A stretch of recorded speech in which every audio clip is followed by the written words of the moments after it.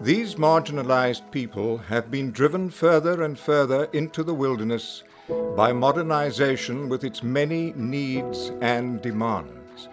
But their unique way of life has endured against all odds. Now, at a crossroads, these ancient people are losing their identity, knowledge, and culture because they have no place, no home, no way to continue living as they have for centuries. The most entitled people on earth, with the humblest of needs, are being changed forever by outsiders, from which they can run no more.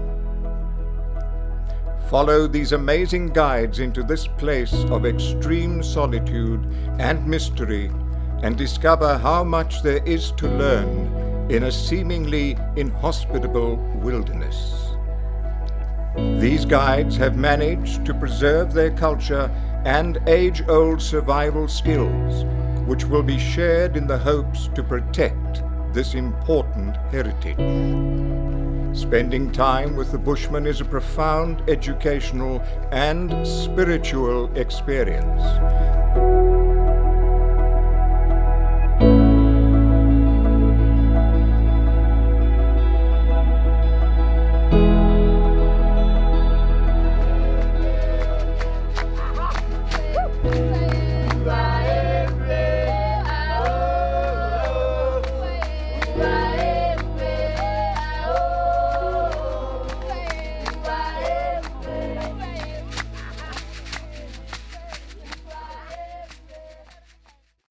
Was there anything else significant about the behavior of the Bushmen you want to talk about, maybe? Yes, look, they had a practice which they called their Nairo practice, which was a practice in which they gave presents away to each other. And that giving of presents was actually like a bonding between individuals. It like cemented relationships. This was done not just between individuals, it was often done between clans. And this contributed to the satisfying emotional relationship between individuals, which even psychologists today say contribute considerably towards happiness, because we are social animals. Even though we are trying to distance ourselves from each other, they did exactly the opposite.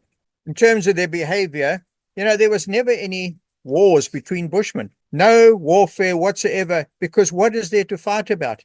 There was no power struggles because there were no powerful leaders. They were egalitarian, and they were not fighting for possessions because they shared. And I think this one, if there's one which I would consider probably the most important of all, is their understanding of the human ego. Yeah. Now, this is not a matter of something that that you can get rid of, because we have got this ego, which we'll talk about in a moment, but the fact of that they understood that it needed to be managed or controlled. What is your understanding of ego? This is something that I have done a bit of research on too. And according to science, apparently about 200,000 years ago, during the evolutionary process, humans actually developed in their nervous system an extra lobe, or a frontal lobe of the brain. And it is this lobe which allowed us for the very first time to think. So right now it's hard to imagine that you could not think. But before then, we relied on instinct and intuition for the first time. We've got two sources of information, if you like, one through our instinct and intuition, and then another one through our thinking. At the same time now, when we started thinking, we started developing an opinion of who we were. And this was the thinking self. Yeah. So the ego is really the thinking self. It is an illusion.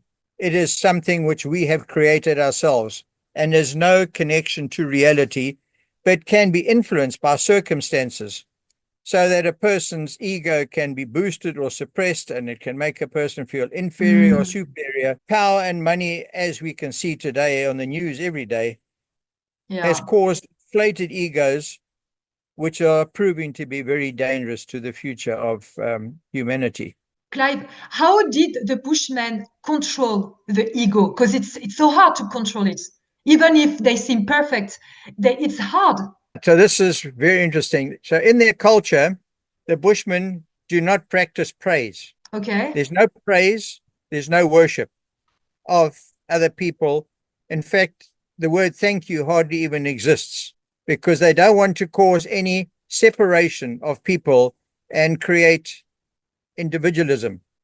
We are all one, although they're respected individuals, because individuals all bring a different, unique property to the group. True. They are not better or worse than anybody else.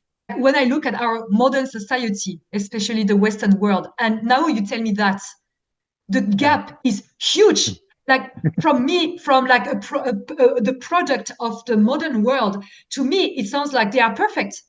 It's like a perfect society. Do you know what I mean? Yeah. Yes.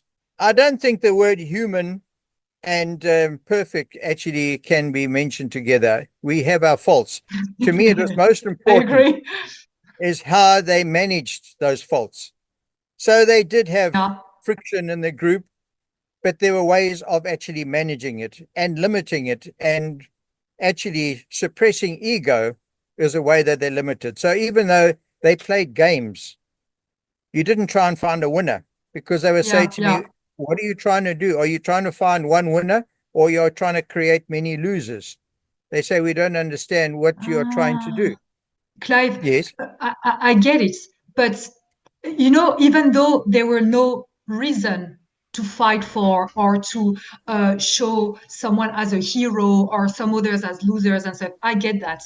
But they must have had experienced conflicts sometimes. And how did they resolve conflicts? There was conflict. There was always disputes, little bits of little Always. argument, little arguments, etc.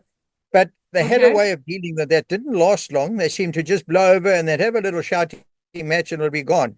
Maybe a bit more Okay. like the way the continentals are different to us South Africans. They express themselves and get it out of the system. But now and again, if there was something serious, they would sit down and they would meet and discuss it. If there was someone that had done something that was actually dangerous for the community, that would be punished. And one of the ways that they would actually resolve this, they would sometimes then go into a dance, and they would dance until they'd basically sweated No, it but all out. seriously. And sometimes these dances would go right through the night. And No they say, way. yeah, and not everybody dancing all the time, but they would all dance until they fall down in a heap, when they say, or until they dance until they see the star that runs before the sun. Oh, that's And that would be the beautiful. morning Imagine we star. dance. Yeah. And then all's better, and they'll carry on again. What else would they dance for? Dancing was a very much part of their culture. It actually used for many things. In celebration, they would dance just joyfully. They would Of dance course. as a thanksgiving and appreciation for an animal, for example, as we spoke earlier. And they would dance for healing, because one of the things that happen in the dance is that with the clapping and the singing and the rattling of the beads on their ankles, those Wow. vibrations seem to be of a frequency that resonated with the frequency of their spiritual energy, which what they called Nom. You'll find that the rhythm of their clapping and that is always the same. And that's what actually raised their Nom, their spiritual energy, into a state of what was called Kia, which means they'd now gone into a higher level of consciousness. Those that were spiritual healers developed the power to identify the sickness that maybe one of the members may have, and they would then remove that. They would say, like pulling out thorns, very energy draining, because I've watched it happening many times. And you would see the spiritual healer using these energy powers he's been given to pull out this bad energy, and they would actually, at the end of it, very often just fall down in a heap, sweating. Yeah, but because you spend so much time with them. So Yeah. probably even you being with them and you witness some weird stuff, no? Some weird, Yes.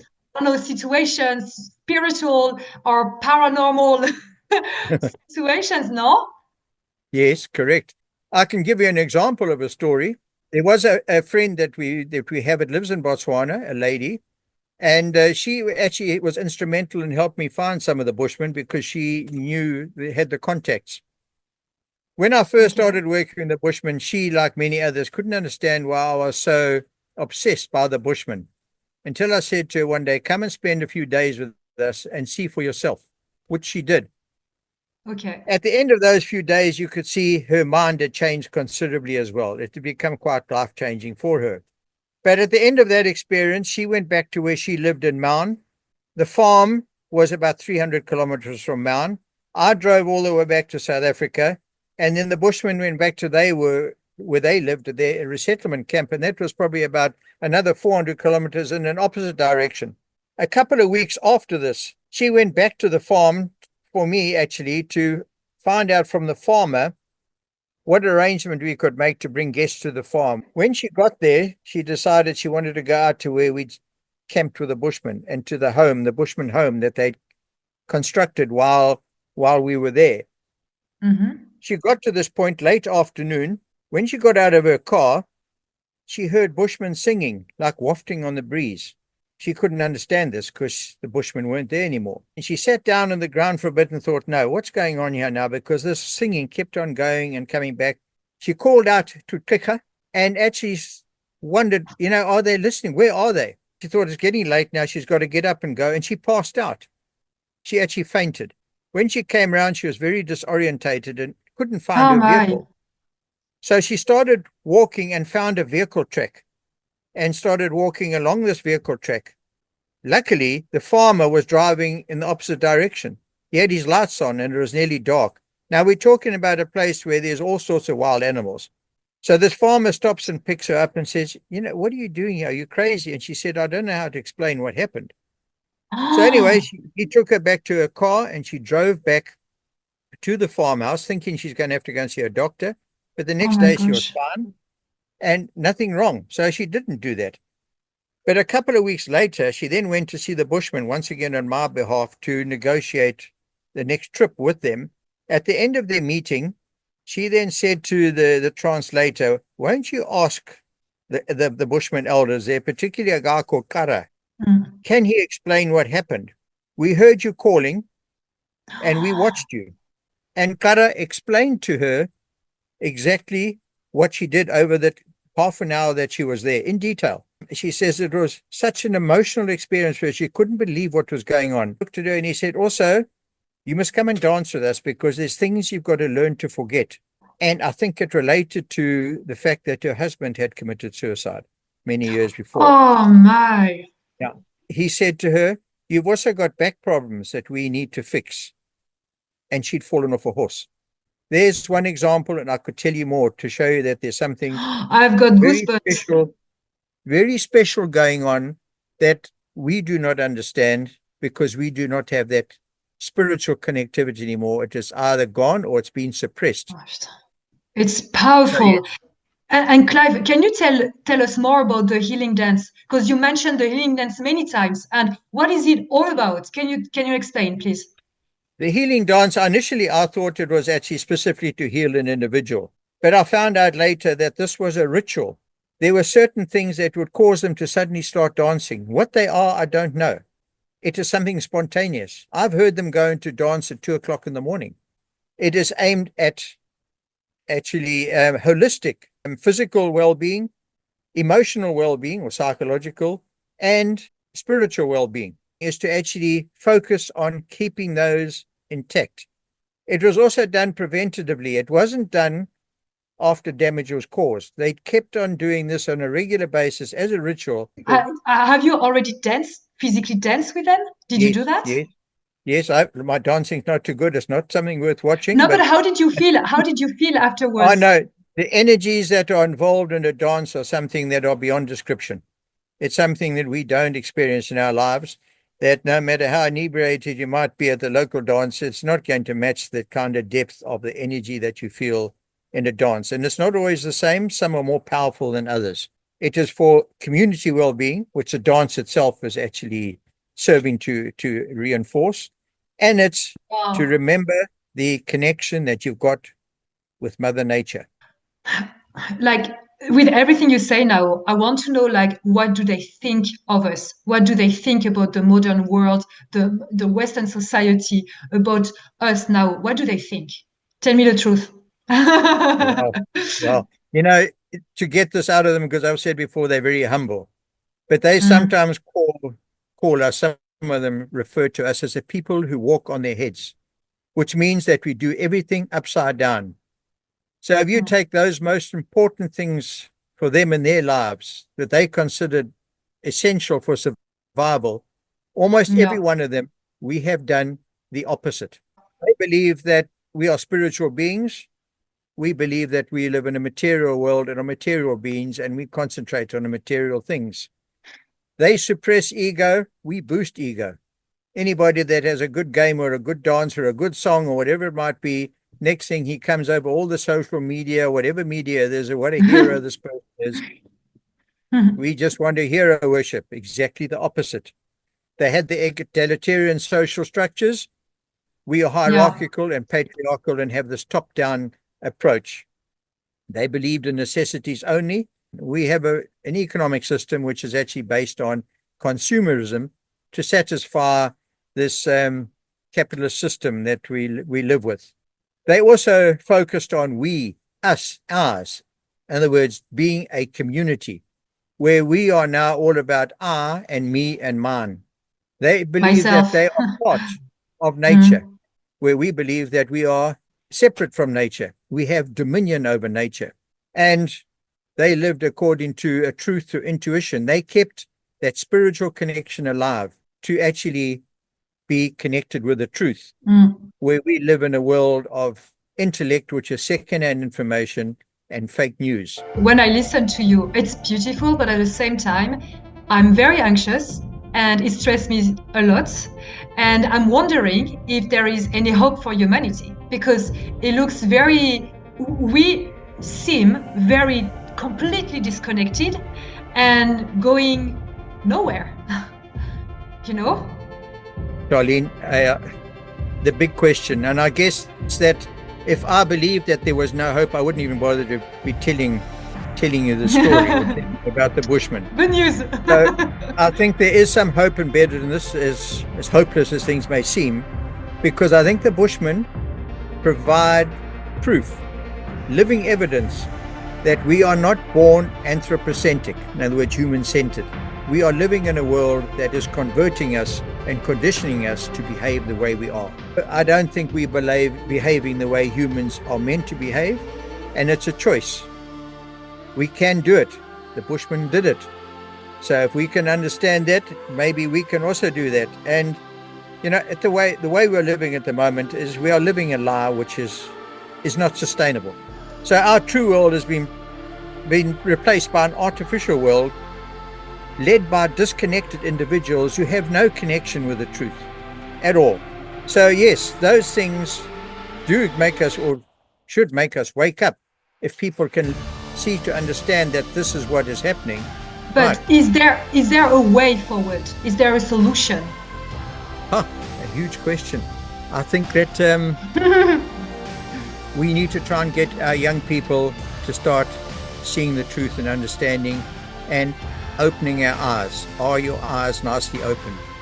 To make people aware by sharing the truth, which is what you are doing right now, for which I'm so thankful for, and which for so many young people should be thankful.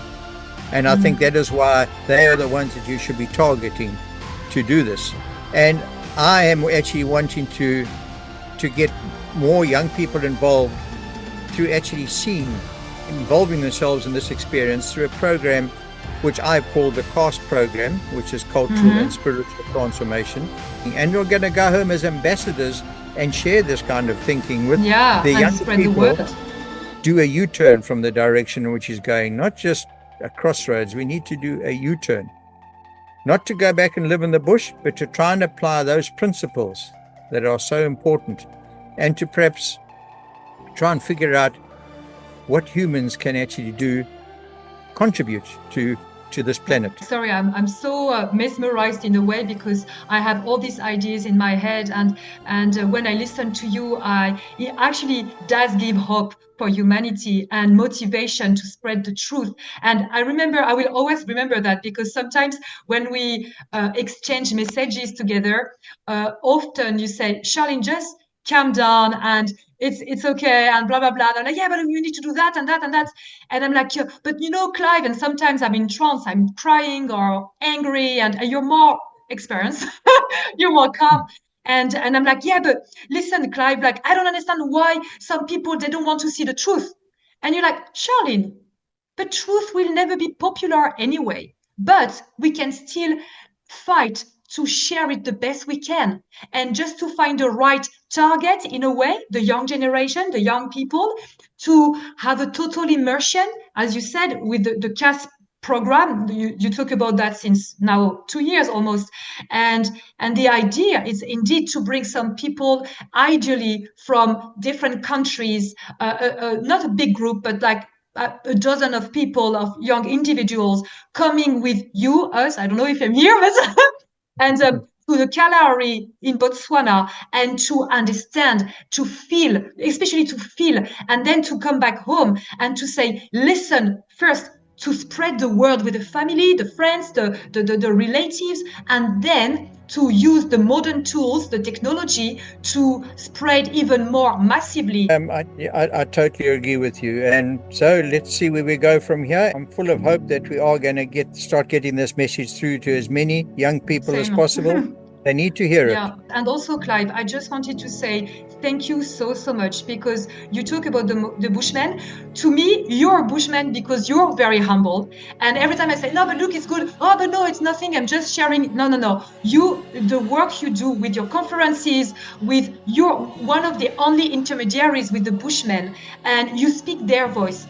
Rega is not here anymore. You pursue his mission, and I think it's beautiful, and it needs to be spread today, thanks to this conversation together and your amazing knowledge, passion, respect, and full, I think, understanding of this very special community, unique community.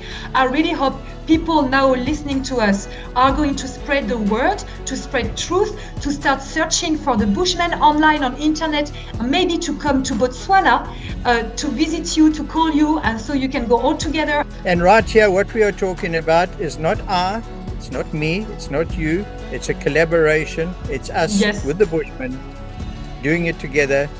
Let's hold thumbs that something can come out of this. Let's do it the Bushman way. There we go. Thank you so much, Clive. Thank you 1,000 times for your time.